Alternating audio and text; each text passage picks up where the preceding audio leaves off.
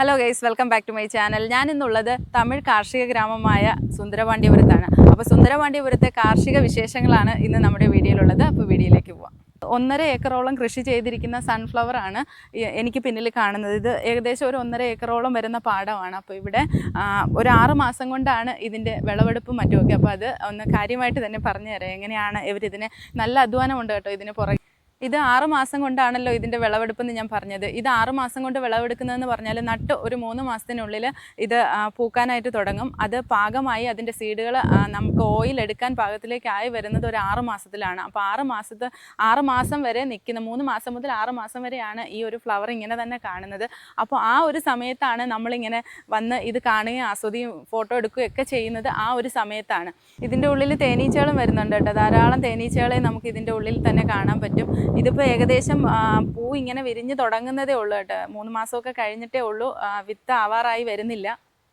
ഇവിടെ എല്ലാ സൺഫ്ലവർ ചെടികളും എടുത്ത് നോക്കുമ്പോൾ ഒരു ചെടിക്കുള്ളിൽ ഒറ്റ ഫ്ലവറാണ് കേട്ടോ. പക്ഷേ ഇത് ഇവിടെ നോക്കൂ, ഒരു ചെടിക്കുള്ളിൽ തന്നെ കുറേ അധികം മുട്ടുകൾ വന്നിട്ടുണ്ട് കേട്ടോ. ഒന്ന് എണ്ണി നോക്കാം എത്ര എണ്ണം ഉണ്ടെന്ന്. 1 2 3 4 5 6 7 ഒരു 10 ഫ്ലവറോളം കാണും കേട്ടോ. എൻ്റെ ഡ്രസ്സിലൊക്കെ ഇതിൻ്റെ പൂമ്പൊടി ആവുന്നുണ്ട്. നിറയെ പൂക്കളായിട്ട് ഇങ്ങനെ മുട്ടുകളായിട്ട് ഇങ്ങനെ വന്നുകൊണ്ടേ ഇരിക്കുവാണ് കേട്ടോ. അതിൽ ഇത് 6 മാസം കൊണ്ടാണ് വിളവെടുക്കുന്നതെന്ന് ഞാൻ പറഞ്ഞല്ലോ. അപ്പോൾ ഇത് വിളവെടുക്കാനായിട്ട് അവർ സീഡ് ഇട്ട് കിളിച്ച് വന്ന് അത് മുളച്ച് ഒരു 3 മാസം കൊണ്ട് ഇത് പൂക്കാൻ തുടങ്ങും. പിന്നെ ഒരു 6 മാസത്തിനുള്ളിലാണ് ഇതിൻ്റെ സീഡുകൾ പാകമായി വരുന്നത്. അതായത് ഇത് ഓയിൽ എടുക്കാൻ വേണ്ടിയിട്ടാണ് യൂസ് ചെയ്യുന്നത്. ഒത്തിരി പാടം ഇങ്ങനെ കൃഷി ചെയ്ത് അവരിത് കളക്ട് ചെയ്ത് ഒരുമിച്ച് അതിനെ ഉണക്കിയിട്ട് ഇവിടെ നിന്ന് തന്നെ കളക്ട് ചെയ്യാൻ ആൾക്കാർ വരികയാണ് ചെയ്യുന്നതെന്നാണ് ഇത് കൃഷി ചെയ്യുന്ന ആ ചേച്ചി എന്നോട് പറഞ്ഞത്. അപ്പോൾ ഇത് ഒരു ചേച്ചിയുടെ പാടമാണ്. പുള്ളിക്കാരിയുടെ പേര് രാജാത്തി എന്നാണ്. അപ്പോൾ പുള്ളിക്കാരിയാണ് ഇത് കൃഷി ചെയ്യുന്നത്. ഇത് മാത്രമല്ല, സൺഫ്ലവർ മാത്രമല്ല കൃഷി ചെയ്യുന്നത്, മറ്റനേകം കൃഷികളുണ്ട്. അപ്പോൾ അതും കൂടി നമുക്ക് ഈ പാടം ലൊക്കേഷൻ വരുന്നത് നമ്മുടെ സുന്ദരപാണ്ഡ്യപുരത്ത് നിന്ന് തെങ്കാശി പോകുന്ന, അല്ലെങ്കിൽ തെങ്കാശിയിൽ നിന്ന് സുന്ദരപാണ്ഡ്യപുരം പോകുന്ന വഴിയിൽ കൈകാട്ടി എന്ന് പറയുന്ന സ്ഥലത്താണ് ഈ ഒരു പാടമുള്ളത്.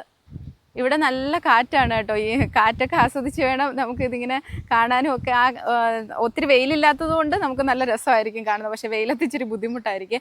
അപ്പോൾ ഈ ഒരു പാടത്ത് കൃഷി ചെയ്യുന്നത് 6 മാസം നമ്മൾ ഈ സൺഫ്ലവർ കൃഷി ചെയ്യുന്നു. അത് കഴിഞ്ഞതിന് ശേഷമുള്ള 6 മാസം നെല്ലാണ് കൃഷി ചെയ്യുന്നത്. അപ്പോൾ ആ ചേച്ചി അങ്ങനെയാണ് പറഞ്ഞത്. 6 മാസത്തേക്ക് നമ്മൾ സൺഫ്ലവർ ചെയ്യുന്നു, അതിനുശേഷം നെല്ല് ചെയ്യുന്നു. അപ്പോൾ നെല്ല് കഴിയുമ്പോൾ പിന്നെയും റിപ്പീറ്റായിട്ട് സൺഫ്ലവർ തന്നെ ഇതുപോലെ കൃഷി ചെയ്ത് പോകുന്നു. അതാണ് ഇവിടുത്തെ ഒരു രീതി. ഞങ്ങളിവിടെ പറ്റുമ്പോഴൊക്കെ വരാറുണ്ടായിരുന്നു കേട്ടോ. വർഷത്തിൽ ഇങ്ങനെ ഫ്ലവർ ചെയ്യുന്ന സമയത്ത് നമുക്ക് കഴിയുന്ന സമയങ്ങളിലൊക്കെ ഞാൻ വന്നിട്ടുണ്ട്.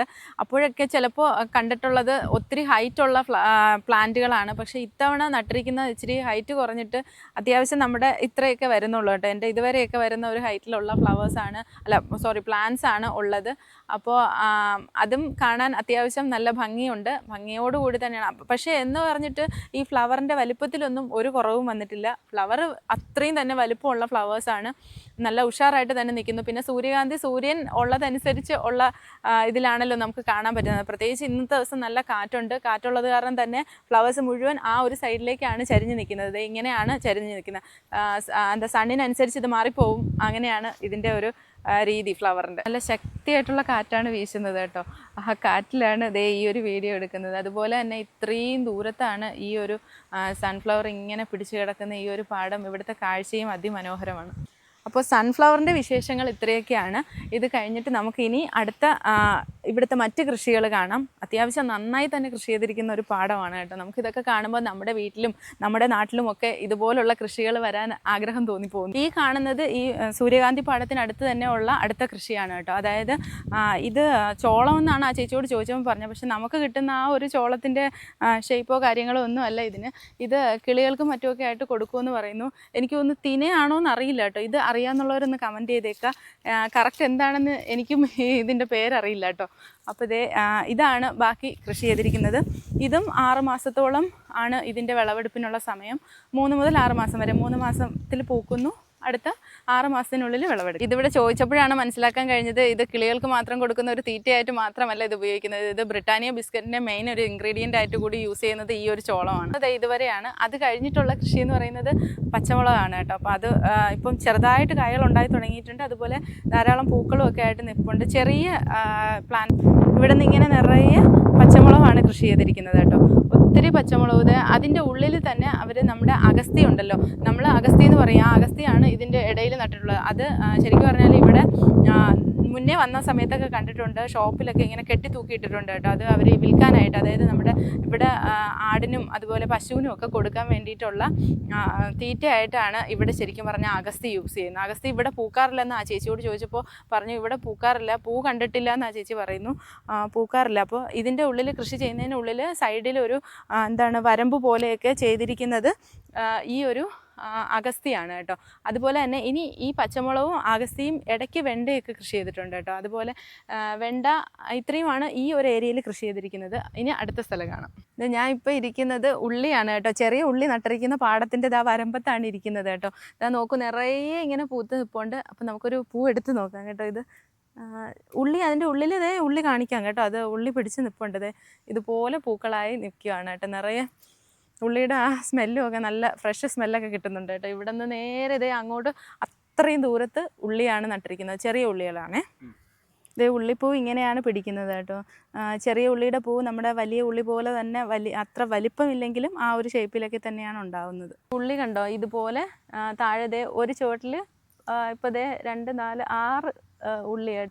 ഇതിൻ്റെ ഈ ഉള്ളിപ്പൂവ് ചെറിയ ഉള്ളിയുടേത് ഒന്നിനും എടുക്കില്ല എന്നാണ് പറയുന്നത് കേട്ടോ. നമ്മൾ യൂസ് ചെയ്യാനൊന്നും എടുക്കത്തില്ല.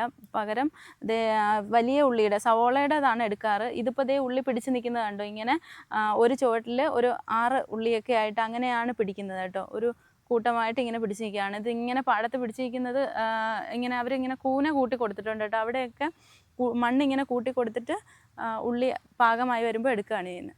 ഇതൊരു 70 ഡേയ്സ് കൊണ്ടൊക്കെയാണ് ഇതിൻ്റെ വിളവെടുക്കുന്നത്. നട്ട് ഒരു 70 ദിവസമൊക്കെ ആകുമ്പോഴേക്കും നമുക്ക് ഇതിൻ്റെ വിളവെടുക്കാൻ പറ്റും. അങ്ങനെയാണ് ഈ ഉള്ളിയുടെ ഒരു കൃഷി രീതി.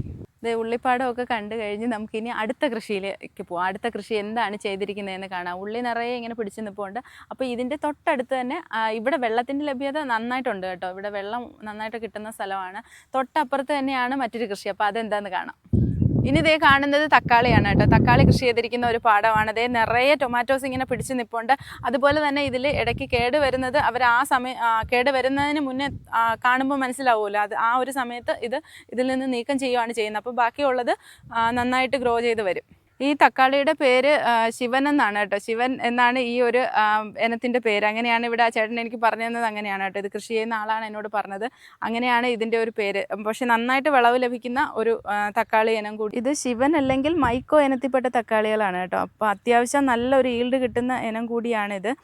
ഇതൊരു 65 ദിവസത്തോളം ആയിട്ടുള്ള തക്കാളികളാണ് ഇപ്പോൾ ഈ പിടിച്ച് നിൽക്കുന്നത്. 70 ദിവസം ആകുമ്പോഴേക്കും ഇത് പഴുക്കും. അതായത് ഇനി ഒരു 5 ദിവസം കൂടി കഴിഞ്ഞ് കഴിഞ്ഞാൽ ഇത് ഹാർവസ്റ്റ് ചെയ്യാനായിട്ട് പാകത്തിലേക്ക് വരും. ഇതേ തക്കാളി കേട് വരുമ്പോൾ അവർ കാണുമ്പോൾ മനസ്സിലാവും അത് നീക്കം ചെയ്യുമെന്ന് പറഞ്ഞില്ലേ. അപ്പോൾ ഈ ഒരു 65 ദിവസമൊക്കെ കഴിയുമ്പോഴേക്കും അത് ഹാർവസ്റ്റിങ്ങിൻ്റെ ആ ഒരു സ്റ്റേജിലേക്ക് വരുവാണ്. ആ സമയത്ത് ഇതുപോലുള്ള കേടുകൾ സംഭവിക്കുമ്പോഴാണ് അത് നീക്കം ചെയ്യുന്നത്.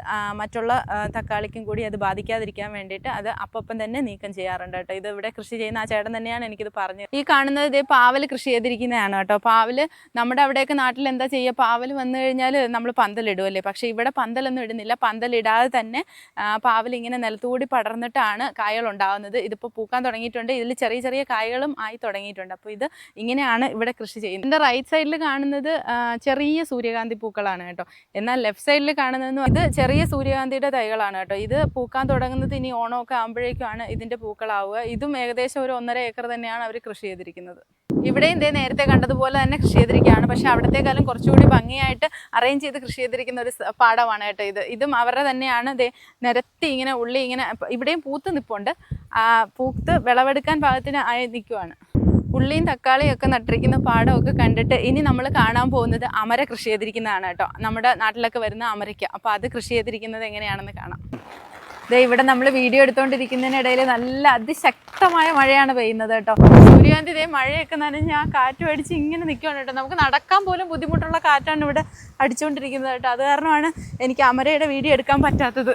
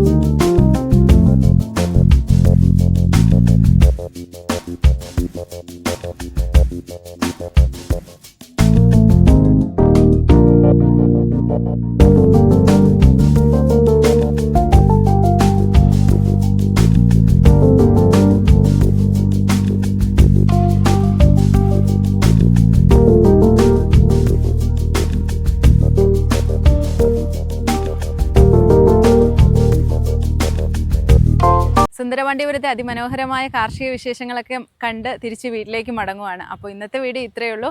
വീഡിയോസ് ഇഷ്ടപ്പെടുകയാണെങ്കിൽ ലൈക്ക് ചെയ്യാനും ഷെയർ ചെയ്യാനും സബ്സ്ക്രൈബ് ചെയ്യാനും മറക്കല്ലേ. അപ്പോൾ അടുത്ത വീഡിയോയിലൂടെ കാണുന്നത് വരെ ബൈ.